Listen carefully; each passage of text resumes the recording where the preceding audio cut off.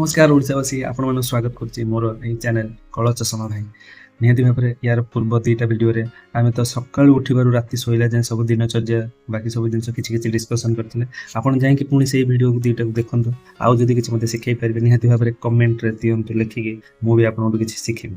तो आज मु भाबिले किछि गोटे नुवा टॉपिक ऊपर डिस्कशन करबा। तो टॉपिकटा हला माइंडसेट माने कोन? माइंडसेट माने हमर चिंताधारा। सिंपल ओडिया लैंग्वेज रे जदि हमें कहबा ताको हमें कहबा हम निजर चिंताधारा गोटे मनुष्यर बा गोटे व्यक्तिर तार चिंताधारा केमिति तार आचरण आ व्यवहार तार प्रकृति कोठु आसी थाए ए ब्रेन रो ही आस्ते। तो ब्रेन रे कोन गोटे भाबिले तो से आचरण देखेबा किबा व्यवहार देखेबा। तो ब्रेन रे किबा मस्तिष्क रे जो भावनाटा रखे तार नीतिदिनिया लाइफ को जते वर्ष बंचु जे सेटा होची तार चिंताधारा बा माइंडसेट। आपण जानि परिबेनी माइंडसेट हम लाइफ रे केते इंपोर्टेंट आउ केते हमकु आगो को निए किबा किछि शिक्षा को दिए ए सब हम माइंडसेट रो काम जानछन्ती। माइंडसेट रे हमें जहा भाबु जहा करू सेटा भी प्रतिफलन हुए हम लाइफ रे। तो ए चिंताधारा किछि किछि जिंस को नै कि गठन होई थाए जोटा को हमें कहि परिबा प्रथमे विश्वास तापरे अनुभव जहा हमें फील करू तापरे तार वैल्यू केते। जदि जने कर्म करूछि निहाती किछि फल पाइबा आशा रे ही कर्म करबो। किछि लोग बिना कर्म फल को आशा करके किछि काम करि जानती सेटा तांगर इच्छा जे मोर किछि दरकार नै मु खुशी रे काम कर देइ पर।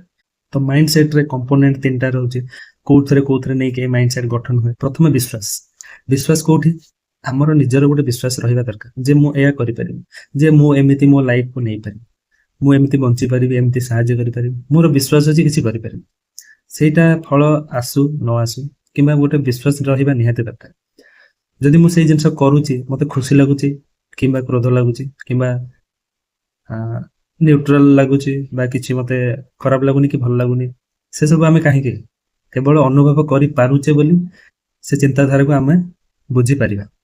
तबरे वैल्यू जदि हमें गोटे जिंस पाइबा पई किंबा गोटे जिंस कर्म करिबा पई तार वैल्यू जदि थिबो तार ओजन जदि थिबो हमें निहाती भाबरे गोटे माइंडसेट गोटे गठन तो करिबा ही सेही गठन कले ही हम लाइफ को हमें आगो को नहीं परिबा। और ये माइंडसेट रो अलगा ना भी कहि परिबा बाह्य व्यवहार बाह्य चिंताधारा माने सिंपल गोटे लोक को देखले कोन जाना पड़े ता चिंताधारा केमती। तो से चिंताधाराटा ही तार माइंडसेट बुझी पाले। ए माइंडसेट हमर पिला बेलु आरंभ होई वृद्ध शेष निश्वास जाय चली थाए।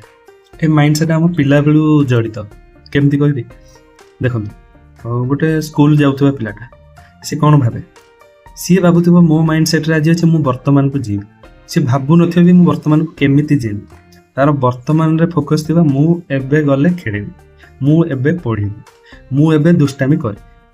तो सेइथि भाई भाबंतु हमर पिला बेला गोटा सबुठु मेमोरेबल टाइम।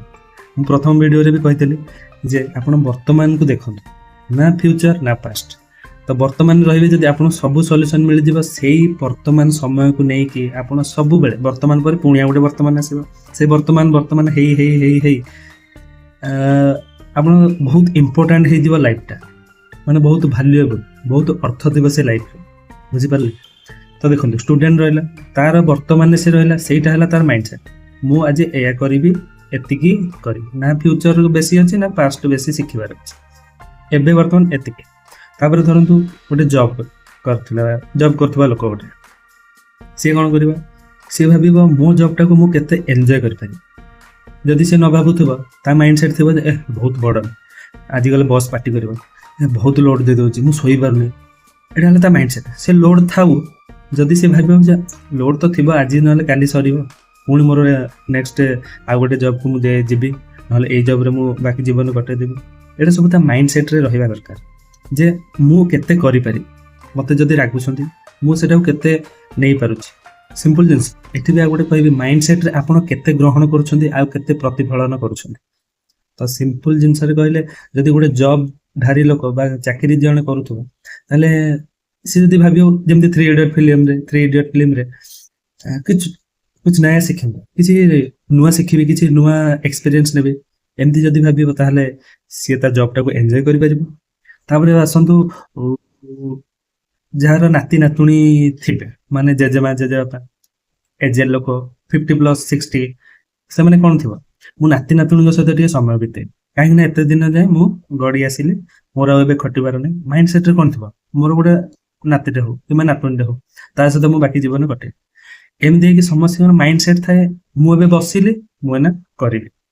ତ ବର୍ତ୍ତମାନରେ କ'ଣ ଜାଣିବି, ଫ୍ୟୁଚର କ'ଣ ରହୁଛି, ପାଷ୍ଟରେ କ'ଣ ରହୁଛି, ଏମିତି ହେଇ ହେଇ ତ ଆମ ଜୀବନଟା ଟୋଟାଲ ମାଇଣ୍ଡ ସେଟ୍ରେ ହିଁ କଣ୍ଟ୍ରୋଲ ଥାଏ। ଆପଣ ଭାବନ୍ତୁ, ପିଲାବେଳୁ ଆରମ୍ଭ କରି ଆମେ ବୃଦ୍ଧ ହେଲା ଯାଏ, ଆଉ ଯେତେବେଳେ ବ୍ରେନ୍ କାମ ନ କରେ ସେତେବେଳେ ଆମେ ଆଉ କିଛି ଜାଣିପାରନ୍ତି ନାହିଁ। ତ ସେତେବେଳେ ଆମେ ୟାର ଭାଲ୍ୟୁ ପୁରା କମି ହିଁ ଯାଏ। ଆପଣ ସେଇଥିପାଇଁ କହିଲି 3ଟା ଜିନିଷରେ ମାଇଣ୍ଡ ସେଟ୍ ତାର ଥାଏ। ଗୋଟେ ପ୍ରଥମେ ବିଶ୍ୱାସ, ଆଉ ଗୋଟେ ଅନୁଭବ, ଆଉ ଗୋଟେ ଭାଲ୍ୟୁ ବା ଅର୍ଥ କେତେ ଓଜନ କେତେ। ଆମେ ଡିସ୍କସ୍ କରୁଥିଲେ ମାଇଣ୍ଡ ସେଟ୍ ବା ଚିନ୍ତାଧାରା କେମିତି ଏହା ଆମ ପିଲାବେଳୁ ଆରମ୍ଭ କରି ବୃଦ୍ଧ ଯାଏଁ ଜଡ଼ିତ ଅଛି। ତ ୟାର ନେକ୍ସଟ ପାର୍ଟ ପୁଣି ଆସିବ, ତ ଅପେକ୍ଷା କରନ୍ତୁ। ଯଦି କିଛି ମୋତେ ଶିଖିବାକୁ ଚାହୁଁଛନ୍ତି ତ କମେଣ୍ଟରେ ଲେଖନ୍ତୁ, ମୋତେ କିଛି ଶିଖାନ୍ତୁ, ମୁଁ ଆପଣଙ୍କଠୁ ନିହାତି ଭାବରେ ଆଉ କିଛି ଶିଖିବି। ଧନ୍ୟବାଦ।